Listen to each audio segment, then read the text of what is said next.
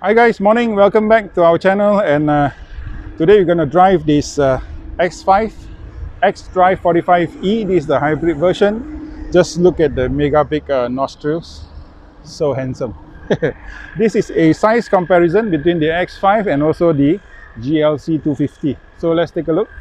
You can see that the X5 is so much bigger and more muscular compared to the GLC. So makes the GLC looks like a girl's car.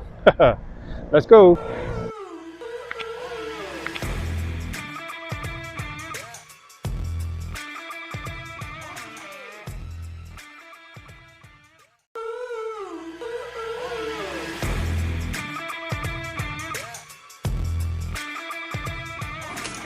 Hi guys, we are now in the BMW BMW X5 Xdrive45e. This is a hybrid, and this is a 3.0 car.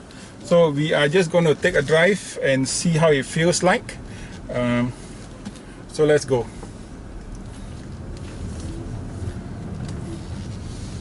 This car comes with an adaptive suspension, so you can actually raise the height or reduce the height, which is quite nice. Okay, making the car more flexible.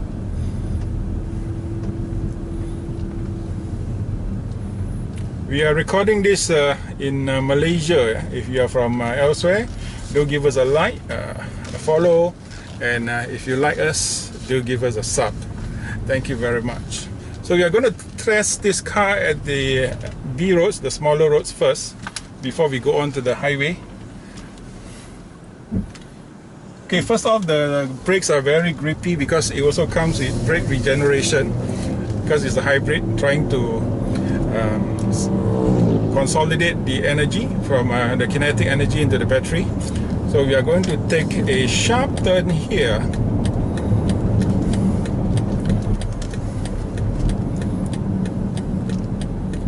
Into the small roads. Okay, there's some cars, so we have to wait a moment. And here we go. Okay, the transition between the hybrid and the petrol engine, you can feel a little bit of vibration when the transition, during the transition. Okay, yellow lines, these are very mild yellow lines, almost fading. We can't feel anything. We can't feel anything. We just did a test drive on the same road with a Bentley Flying Spur. Okay, look at the sharp 90-degree turn, very nice. This car handles much better than the Bentley, which is a plus for an SUV. I'm comparing a right handling and comfort of an SUV to a premium sedan. And the steering for the X5 is so much lighter than the Bentley Flying Spur. Very nice, very nice. You don't get much body sway, very minimal body sway. Handling of beamers are always very good. Okay, look at that. Another 90-degree turn. You can feel a bit of body sway. That's given because sometimes because we turn the steering in not a very smooth manner. Brakes are grippy. You get your brake regeneration. We are now in sports mode.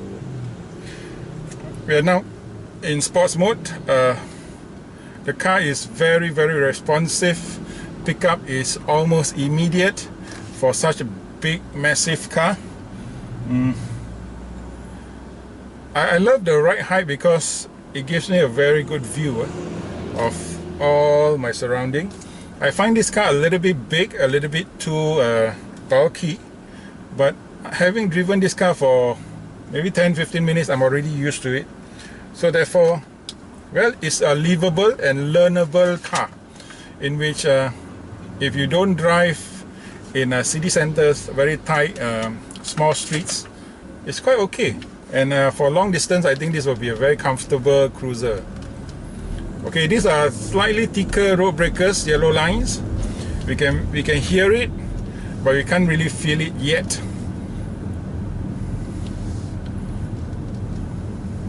Okay, let's see if we can pass. Yeah, we can. Okay, the car is just raring to go. Unfortunately, cars in front are all so crowded, so we have to just get along with it, which also gives us a feel of how this car would react. But because I'm in sports mode, so in this I will turn to hybrid mode. I'm now in hybrid mode, so the car is a bit more sedated as compared to just now. Very sporty, very raring to go.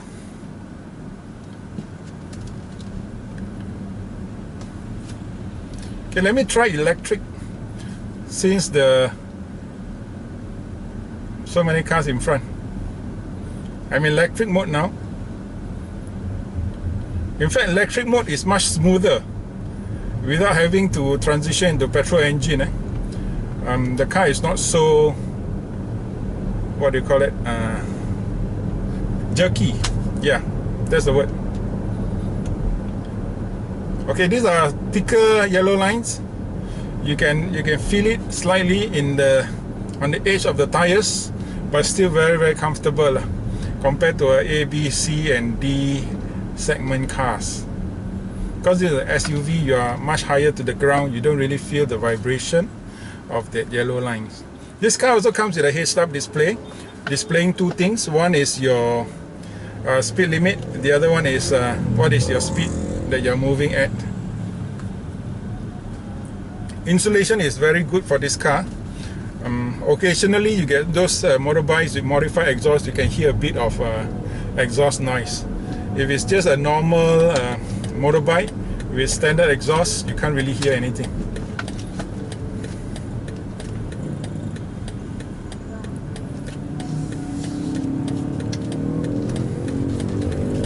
Okay, let's I'm still in electric mode, so I go into hybrid mode. We'll test the pickup of the car a bit. So look at how responsive the car is. Very responsive in terms of pickup. In fact, I like the throttle response much more than my favorite car, which is Volkswagen Tiguan, the Tiguan R line, because the throttle response for Beamers have always been fantastic. Two things Beamers excel in, BMW excel in the steering feedback, BMW excel in the throttle response. Yes, sometimes when you buy a underpowered BMW like a 3 Series 2.0, 1.6, yeah, the throttle can be a bit lag, but that's because the engine is not capable. For this kind of very capable engine, especially with dual power, hybrid power, fantastic throttle response, amazing. The Volkswagen Tiguan R line loses a bit on the throttle response, and even the Volvo XC60, yes, it has a lot of power. You step on it, but somehow the feedback, or rather the linearity of power and response is not as good as the Beamers. Yeah. Granted, the XC60 has got very much power, 400 Newton meters of torque, 400 horsepower, 600 Newton meters of torque, but still a bit lacking in the sense of feedback. Still a bit sluggish. But with this Beamer, no, it's not. This Beamer comes with an adaptive suspension, therefore as you are cruising on undulating roads, you can feel a little bit what do you call it, a bit of, can you see my hand? What am I trying to describe? You feel like a bit floaty, but that is very minimal, very minimal. So therefore the ride of maybe the Volkswagen Tiguan is a bit more even, okay, versus this one. But this only happens on undulating roads. On the flat road is fantastic, right? And the gripe is a very small gripe, and this is really trying to pull needles out of haystack. And this car, you just see, listen to the surroundings. Let me open the window on the left.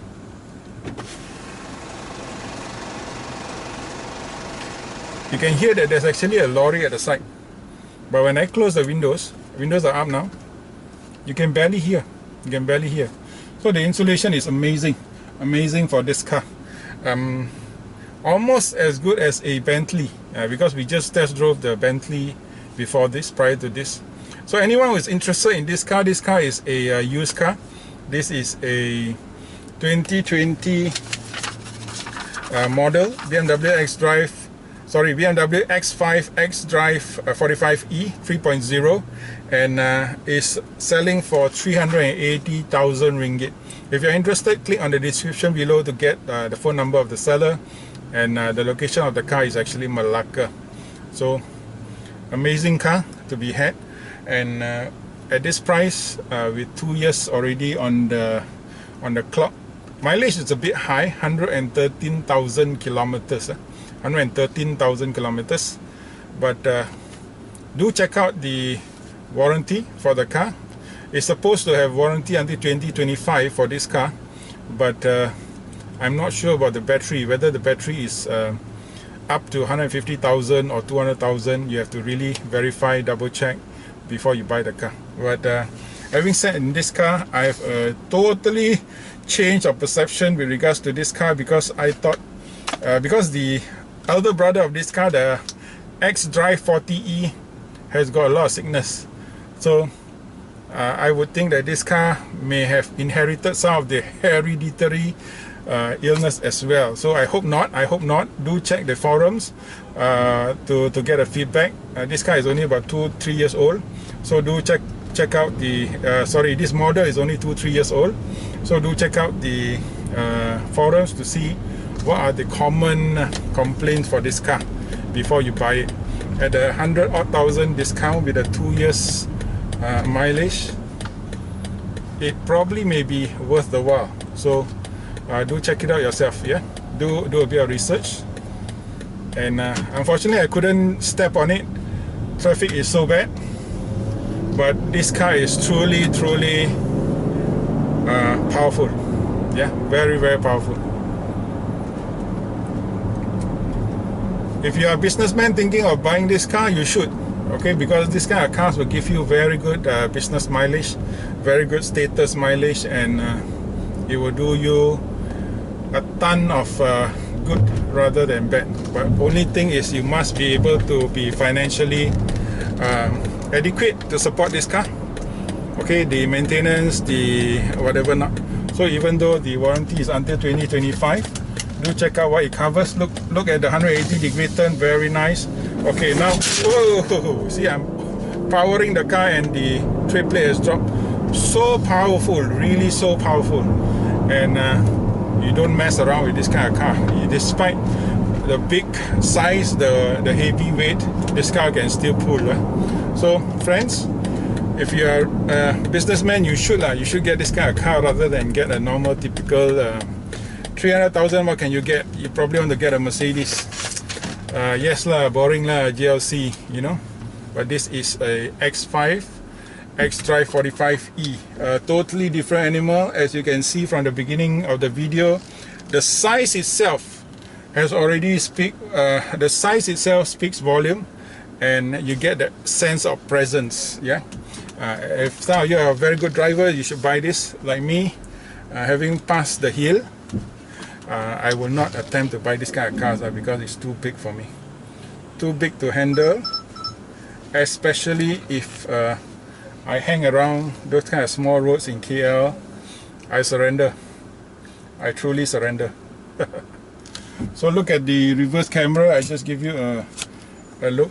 You can see, shows the back, and then there's a 360. You can choose what view you want. You can go down to the side. Yeah, it gives you an animated view. You can go down to the right side. You can have a 3D view of the parking. Okay, you're now in the front. You can see the 360. Really, this car comes with a whole host of technology, gesture control to turn on the radio and everything else. See? I did not touch any button, as demonstrated earlier. So it's amazing. So I'll see you in the next video. Don't forget to like, share, subscribe, and comment. Tell us what you'd like to see, what we have missed in our video.